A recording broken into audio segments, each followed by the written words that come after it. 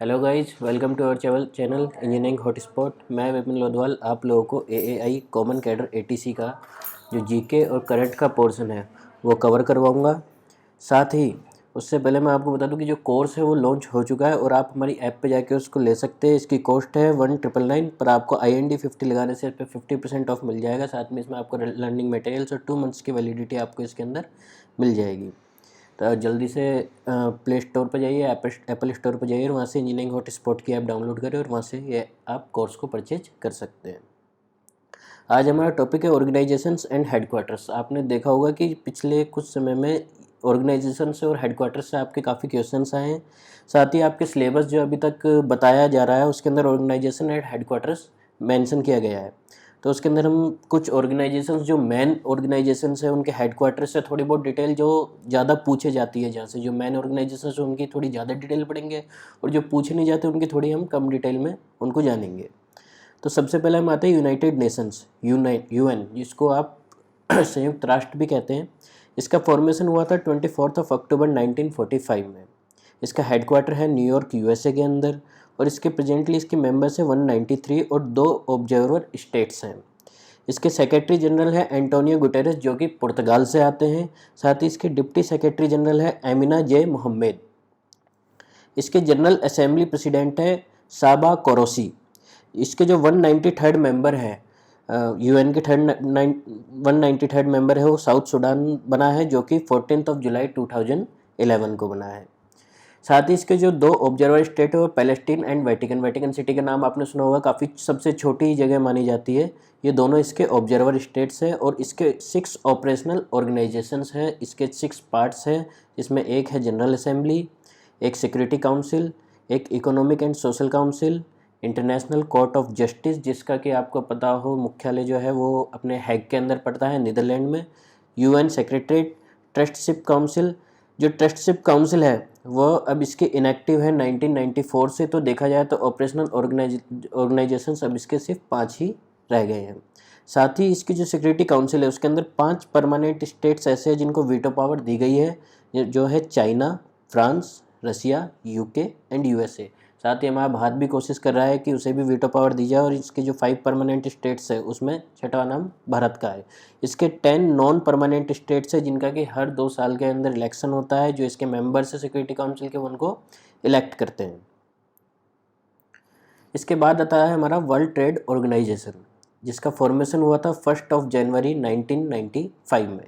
इसका हेडक्वार्टर है Geneva Switzerland में। आपको मैं एक चीज़ बताता हूँ कि जो ज़्यादातर जो ऑर्गेनाइजेशंस है उनके हेडक्वार्टर आपको जेनेवा स्विट्ज़रलैंड के अंदर मिलेंगे। इसके मेंबर्स है 164 कंट्रीज़। साथ ही इसके जो डायरेक्टर जनरल है वो है गोजी ओकोंजो आइवेला जो कि नाइजीरिया से बिलोंग करते हैं और ये इसकी फर्स्ट वुमेन डायरेक्टर जनरल है WTO की, वर्ल्ड ट्रेड ऑर्गेनाइजेशन की। UAE will host 13 WTO conference in Abu Dhabi 2024। जो WTO की 13 कॉन्फ्रेंस होगी वो UAE होस्ट करेगा जो कि अबू धाबी के अंदर होगी 2024 की। WTO came by replacing general agreement on tariff and trade 1948। जो WTO था वो गेट को रिप्लेस करके 1948 में एक संगठन बना था, एक ऑर्गेनाइजेशन बना था गेट, उसको रिप्लेस करके 1995 में उसको वर्ल्ड ट्रेड ऑर्गेनाइजेशन का नाम दे दिया गया। इसके बाद हमारा आता है United Nations Educational, Scientific and Cultural Organization. इसका फॉर्मेशन हुआ था 16 नवंबर 1945 में। इसका हेडक्वार्टर है हमारे पेरिस, फ्रांस में। साथ ही इसके डायरेक्टर जनरल है ऑड्री एजोलोव जो कि फ्रांस से आते हैं और ये इसकी सेकंड फीमेल डायरेक्टर जनरल है यूनेस्को की। इसके मेंबर्स हैं 193 और अभी first university of living heritage जो यूनेस्को है उसने first university of living heritage घोषित किया है किसको, भारत की विश्व भारती यूनिवर्सिटी वेस्ट बंगाल को अभी recently first university of living heritage घोषित किया है। 1923 के अंदर ये यूनिवर्सिटी बनी थी और हमारे श्री रविंद्रनाथ टैगोर जी ने इस यूनिवर्सिटी को शुरू किया था। तो इसका नाम यूनेस्को भी बोलते हैं, हम इसको बोलते हैं और वैसे इसका पूरा नाम United Nations Educational, Scientific and Cultural Organization है। उसके बाद आपका आता है United Nation International Children's Emergency Fund जिसको आप यूनिसेफ भी बोलते हैं।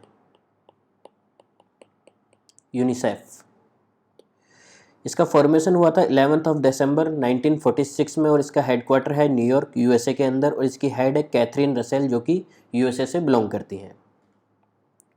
नेक्स्ट वन है हमारा United Nation Development Programme UNDP. इसका फॉर्मेशन हुआ था 22 नवंबर 1965 में और इसका हेडक्वार्टर है न्यूयॉर्क यूएसए के अंदर और इसके हेड है एचिम स्टाइनर जो कि ब्राज़ील से बिलोंग करते हैं।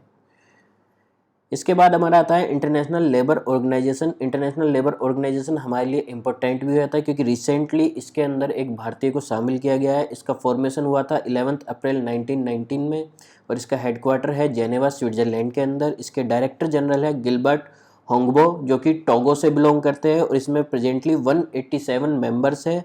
हाल ही में गिरीश चंद्र मुर्मू जो कि पहले हमारे यहाँ के कैग है भारत के controller and auditor general of India, Girish Chandra Murmu, उनको सेलेक्ट किया गया है इसके एक्सटर्नल ऑडिटर के तौर पे, आईएलओ के एक्सटर्नल ऑडिटर के तौर पे सेलेक्ट किया गया है गिरीश चंद्र मुर्मू को, इसलिए ये इम्पोर्टेंट भी हो जाता है।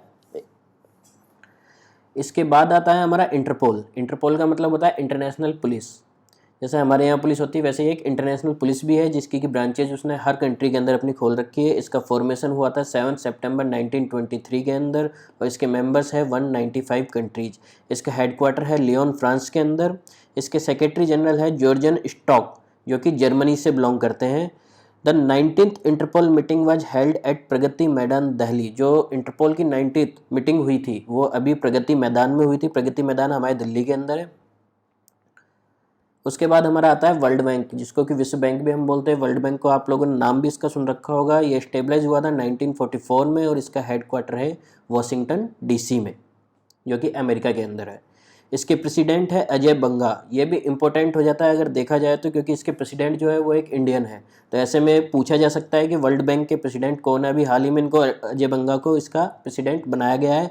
Ajay Banga was former CEO of Mastercard. ये जो मास्टर कार्ड है उसके फॉर्मर सीईओ है। साथ ही इसके एमडी है अंशुला कांत और इसके चीफ इकोनॉमिस्ट है इंद्रमीत गिल। तो आप देख रहे होंगे इसके अंदर जितने भी हैं ये सब इंडियन है। इसके प्रेसिडेंट भी इंडियन है अजय बंगा, साथ ही इसके एमडी भी अंशुला कांत इंडियन है और चीफ इकोनॉमिस्ट भी इसके इंद्रमीत गिल एक इंडियन है। तो इस दृष्टि से देखा जाए तो ये हमारे लिए इम्पोर्टेंट हो जाता है।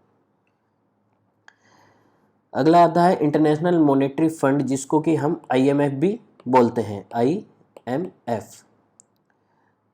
आईएमएफ का गठन हुआ था 27 दिसंबर 1944। 1944 में आईएमएफ बना था। इसके मेंबर्स है 190 और जो इसका 190th मेंबर था, जो इसका 90वां सदस्य था, वो है principality of Andorra.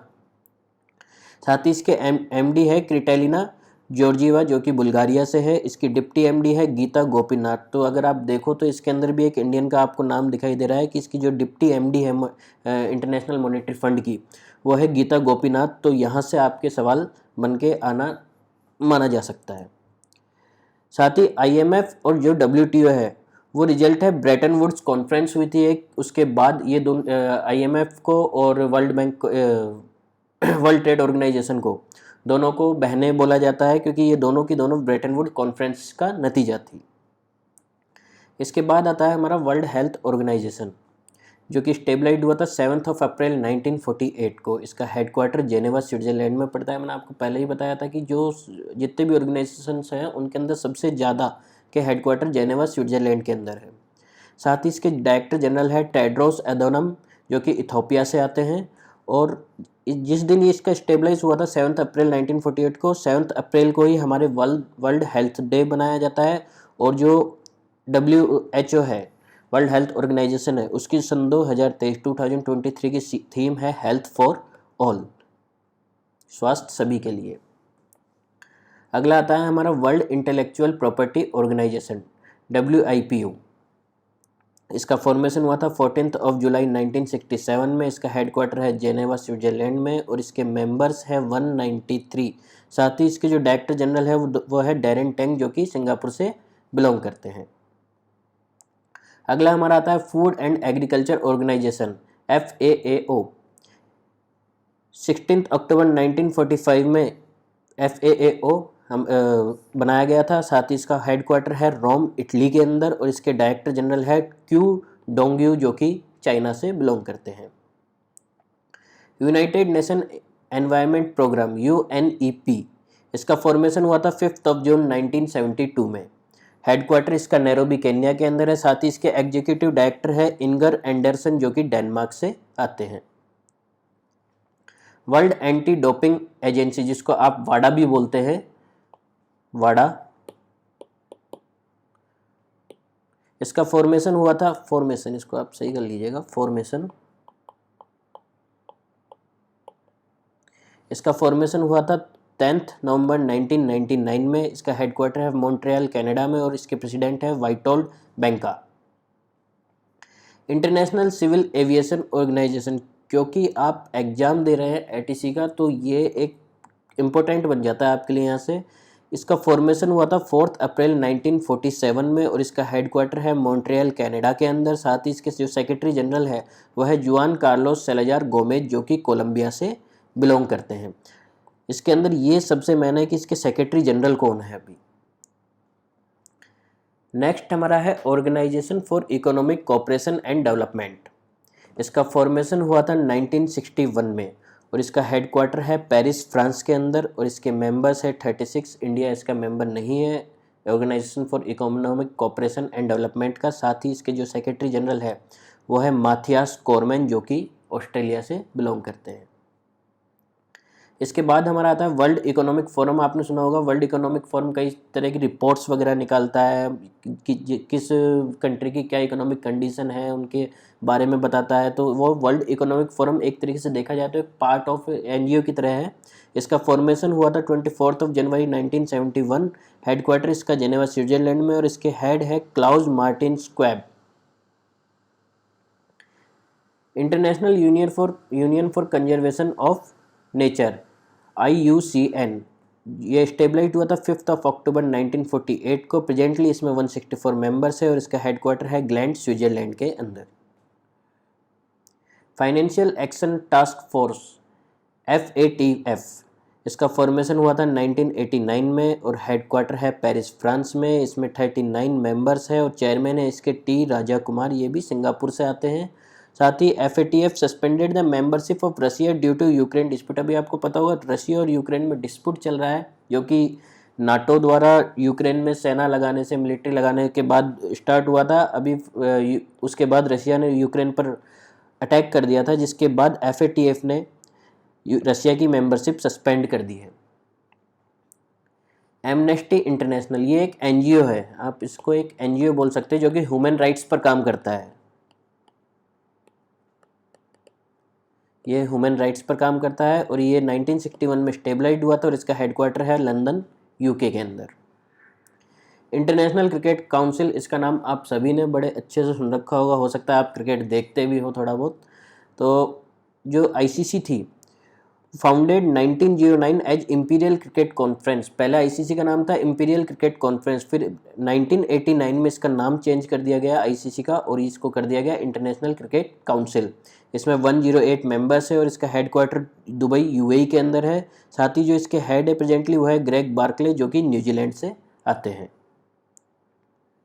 Asian infrastructure investment bank, इसका फॉर्मेशन हुआ था 2016 में और इसका हेडक्वार्टर है बीजिंग चाइना के अंदर। साथ ही इसके जो प्रेसिडेंट है वो है जिन ल्यूकिन जो कि चाइना से आते हैं और प्रेजेंटली इसमें 106 मेंबर्स हैं। एशियन डेवलपमेंट बैंक ADB का फॉर्मेशन हुआ था 19 दिसंबर 1966। ये एशियन डेवलपमेंट बैंक है जो कि एशियन कंट्रीज़ के डेवलपमेंट के लिए बनाया गया है, उनको लोन्स वगैरह प्रोवाइड करवाने के लिए, उनकी जो बेसिक ज़रूरतें हैं उनको पूरा करने के लिए बनाया गया है। इसका हेडक्वार्टर फिलीपींस के अंदर है। इसके प्रेसिडेंट है मसात्सुगु असाकावा जो कि जापान से आते हैं। साथ ही इसके वाइस प्रेसिडेंट है अशोक लवासा। तो अशोक लवासा इसके वाइस प्रेसिडेंट है। तो ये भी आपके लिए इम्पोर्टेंट हो जाता है ये टॉपिक भी, एशियन डेवलपमेंट बैंक भी, क्योंकि इसके जो वाइस प्रेसिडेंट है वो एक इंडियन है जिनका नाम है अशोक लवासा और प्रेजेंटली इसमें 68 मेंबर्स हैं। इंटरनेशनल सोलर अलायंस, ये बहुत ही इम्पोर्टेंट है अभी के लिए क्योंकि जो इंटरनेशनल सोलर अलायंस है उसका फॉर्मेशन 13 नवंबर 2015 को हुआ था और इसका हेडक्वार्टर गुरुग्राम हरियाणा के अंदर है जो कि हमारे भारत में पड़ता है, इसलिए इम्पोर्टेंट हो जाता है। साथ ही इसके जो डायरेक्टर जनरल है वो है mister Ajay Mathur. Organisation of petroleum exporting countries, आपने एक नाम सुना होगा OPEC। ये एक ऑर्गेनाइजेशन है जो पेट्रोलियम कंट्रीज जो पेट्रोलियम एक्सपोर्ट करते हैं, जैसे सऊदी अरेबिया है और दूसरे कुवैत वगैरह है, ऐसे कंट्रीज का एक ऑर्गेनाइजेशन है जो कि 14 सितंबर 1960 को बना था। इसका हेडक्वार्टर वियना ऑस्ट्रेलिया में है। इसका हेडक्वार्टर वियना ऑस्ट्रेलिया में है, पर ऑस्ट्रिया इसका सदस्य नहीं है। ये बात आप ध्यान में रखना कि इसका सिर्फ हेडक्वार्टर ही है ऑस्ट्रिया के अंदर, बाकी ऑस्ट्रिया इसका सदस्य नहीं है। इसके 13 मेंबर्स है। साथ ही इसके जो सेक्रेटरी जनरल है वो है हैथम अल घैस, जो कि कुवैत से बिलोंग करते हैं। नॉर्थ अटलांटिक ट्रीटी ऑर्गेनाइजेशन, नाम आपने इसका सुन रखा होगा, नाटो। नाटो प्रेजेंटली यही सबसे बड़ी जड़ है। अभी जो यूक्रेन और रशिया के बीच में वॉर चल रहा है उसके लिए नाटो ही सबसे मेन है। और नाटो का फॉर्मेशन हुआ था 4 अप्रैल 1949। आपने सुना होगा कि कोल्ड वॉर चला था रशिया और अमेरिका के बीच में काफ़ी समय पहले, जो कि 1945 से स्टार्ट हो गया था आफ्टर सेकेंड वर्ल्ड वॉर। उस समय में जो अमेरिका के साथ के कंट्रीज़ थे उन्होंने मिलकर एक संगठन बनाया था जिसको बोला जाता है नॉर्थ अटलांटिक ट्रीटी ऑर्गेनाइजेशन, मतलब नाटो। इसका फॉर्मेशन हुआ था 4 अप्रैल 1949 में और इसका हेडक्वार्टर है ब्रुसेल्स, बेल्जियम के अंदर। साथ ही जो इसके सेक्रेटरी जनरल है वह है जेंस स्टोल्टेनबर्ग, जो कि नॉर्वे से आते हैं और इसमें 31 मेंबर्स है। अभी फिनलैंड ने recently Finland become the 31st member of NATO in 2023। ये एक तरीके का मिलिट्री अलायंस है, एक सैन्य संगठन है। कॉमनवेल्थ ऑफ नेशंस, कॉमनवेल्थ आपने नाम सुना भी होगा, कॉमनवेल्थ गेम्स आपने देखे भी होंगे, भारत में भी हुए थे 2012 में कॉमनवेल्थ गेम्स। तो इसका जो कॉमनवेल्थ ऑफ नेशंस है वो स्टेबलाइज हुआ था 1931 में और इसके मेंबर्स है 54 और हेडक्वार्टर है इसका लंदन, यूके के अंदर। जो देश ब्रिटिश के ब्रिटेन के अधीन रहे थे, उनके जिस पे ब्रिटेन ने राज किया था, उन देशों का एक संगठन मिलकर बनाया गया है जिसको बोला जाता है Commonwealth Nations, Commonwealth of Nations. इसका हेडक्वार्टर लंदन में है और इसके प्रेजेंटली हेड है चार्ल्स थर्ड, जो कि अभी ब्रिटेन के राजा है। उससे पहले जो एलिजाबेथ थी वो इसकी हेड थी। अब प्रेजेंट में जब उनकी डेथ के बाद चार्ल्स तृतीय इसके हेड बन गए हैं। यूरोपियन यूनियन एक यूरोप का ऑर्गेनाइजेशन है जो कि 1993 में बना था।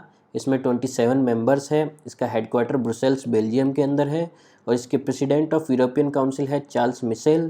President of European Commission Ursula von der Leyen. President of European Parliament Roberta Metsola. इसके जो 3 पार्ट्स हैं, इन तीनों पार्ट्स के अलग अलग इसके प्रेसिडेंट है। साथ ही एक चीज़ मैं आपको बता दूं, पहले जो यूके था वो भी इसका सदस्य था यूरोपियन यूनियन का, बट अब 2020 में ब्रेग्जिट जिसको बोला जाता है, ये एक्चुअली ब्रेग्जिट जो वर्ड है वो बना ही इसलिए है कि ब्रिटेन का exit, BR means Britain and exit मतलब एग्जिट बाहर होना। ब्रिटेन का एग्जिट मतलब ब्रिटेन इससे बाहर हुआ था, जिसको ब्रेग्जिट बोला जाता है। 2020 में ब्रिटेन इससे अलग हो गया और अपनी अलग करेंसी उसने बना ली। अब वो यूरोपियन यूनियन का सदस्य नहीं है। यूरोपियन यूनियन में अब टोटल मेंबर्स है 27। G20 सबसे ज़्यादा इंपॉर्टेंट है। इस पर मेरी एक वीडियो भी बनाई गई है जो आपको चैनल पे मिल जाएगी। जो पूरी G20 की जितनी भी मीटिंग्स हुई है अभी 2023 के अंदर, उन सब को लेके बनाई गई है। साथ ही इस पर एक और वीडियो बनाई जाएगी जो कि इसकी जो आने वाली मीटिंग्स इंडिया के अंदर होने जा रही है उनके ऊपर होगी। ये स्टेबलाइज हुआ था 1999 में। ये ग्रुप है 20 कंट्रीज़ का। इसमें 20 मेंबर्स है जिसमें 19 कंट्रीज है और एक यूनियन है जो कि यूरोपियन यूनियन है। तो टोटल मिलाकर 19 + 1 हो जाता है हमारा 20। इसकी जो 18th समिट है वो 9 to 10 सितंबर 2023 में दिल्ली में होगी। एक्चुअली 50 सिटीज़ के अंदर 200 प्रोग्राम्स टोटल किए जा रहे हैं। टोटल 200 प्रोग्राम्स हो रहे हैं इसके अंदर। उनमें से काफ़ी सारे तो हो भी चुके हैं, जैसे शेरपा मीटिंग वगैरह ये सब हमारे यहाँ भी हुई है, राजस्थान में भी हुई है, जोधपुर में भी हुए हैं कुछ प्रोग्राम, उदयपुर में भी हुए हैं। तो उन सब की मैंने एक वीडियो बना के उसमें डिटेल दे रखी है, आप वहाँ से इसको कैच कर सकते हैं। तो इसकी 18 समिट है। जो मेन इसकी मीटिंग होगी वो होगी 9 to 10 सितंबर 2023 दिल्ली के अंदर।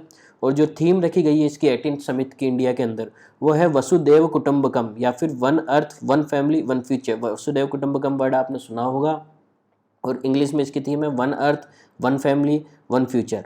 और जो G20 की 19th समिट होगी वो होगी ब्राज़ील के अंदर। G7 ग्रुप ऑफ 7 नेशंस, ये 7 कंट्रीज का एक ग्रुप है जो लीडिंग कंट्रीज है इकोनॉमिकली अगर देखा जाए तो। उनका ग्रुप है। इसका फॉर्मेशन हुआ था 1975 में और इसके मेंबर्स हैं Canada, USA, UK, France, Germany, Japan and Italy.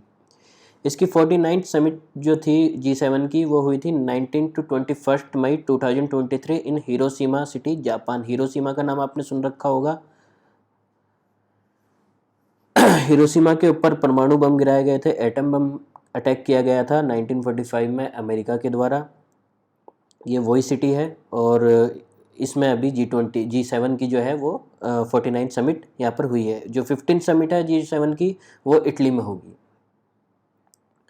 BRICS important है क्योंकि ये इसके अंदर इंडिया भी इसका एक सदस्य है, तो इस हिसाब से इससे क्वेश्चन आने की संभावना ज़्यादा आपके बढ़ जाती है। ये स्टेबलाइज हुआ था 2009 में और इसका हेडक्वार्टर है शंघाई, चाइना के अंदर। इसके मेंबर्स है ब्राज़ील, रसिया, इंडिया, चाइना, साउथ अफ्रीका। जो साउथ अफ्रीका है उसने ब्रिक्स को 2010 में ज्वाइन किया था।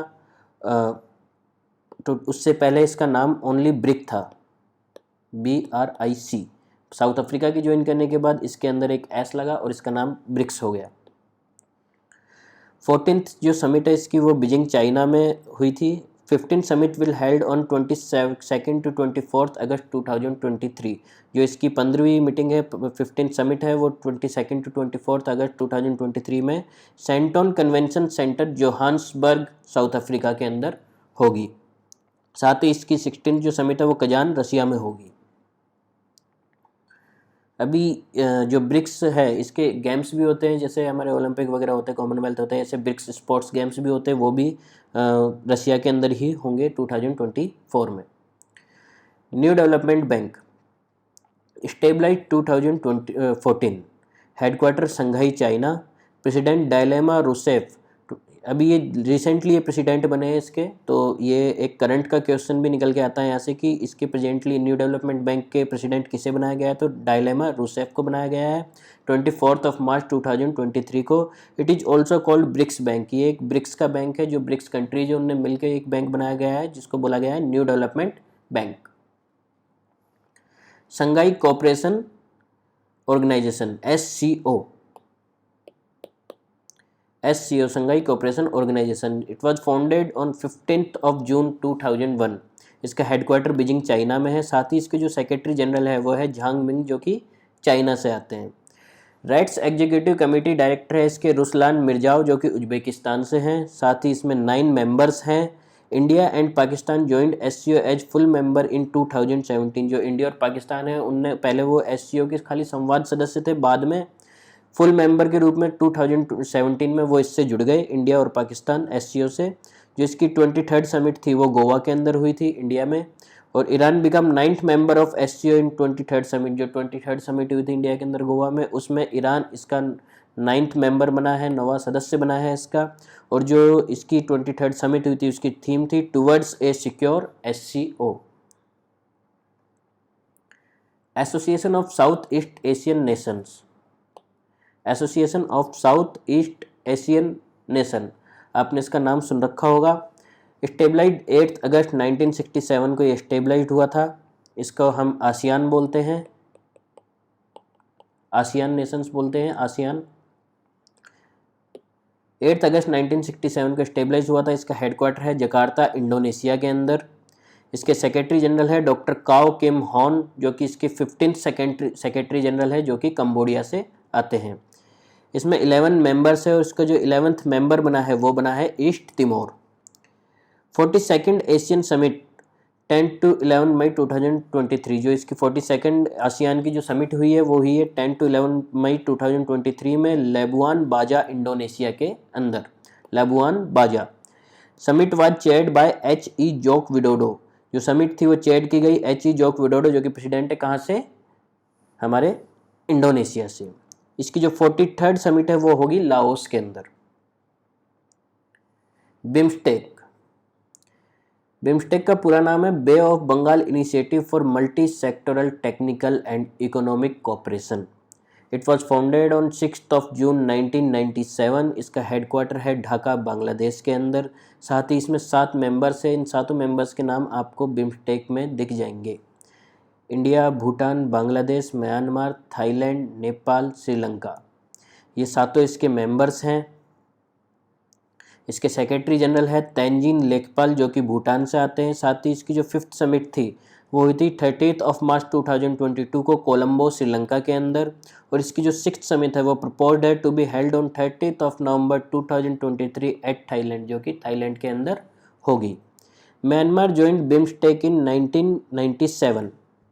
जो म्यांमार है उसने बिम्स्टेक को 1997 में ज्वाइन किया था, उससे पहले म्यांमार इसका सदस्य नहीं था। Nepal and Bangladesh joined in 2004 और नेपाल और जो बांग्लादेश है वो 2004 में सिर्फ जुड़े थे। तो देखा जाए तो बेसिकली इसके 4 मेंबर्स थे जिसके अंदर नेपाल, बांग्लादेश और म्यांमार नहीं थे। South Asian association of regional cooperation, south, आपने एक नाम सुना होगा सार्क।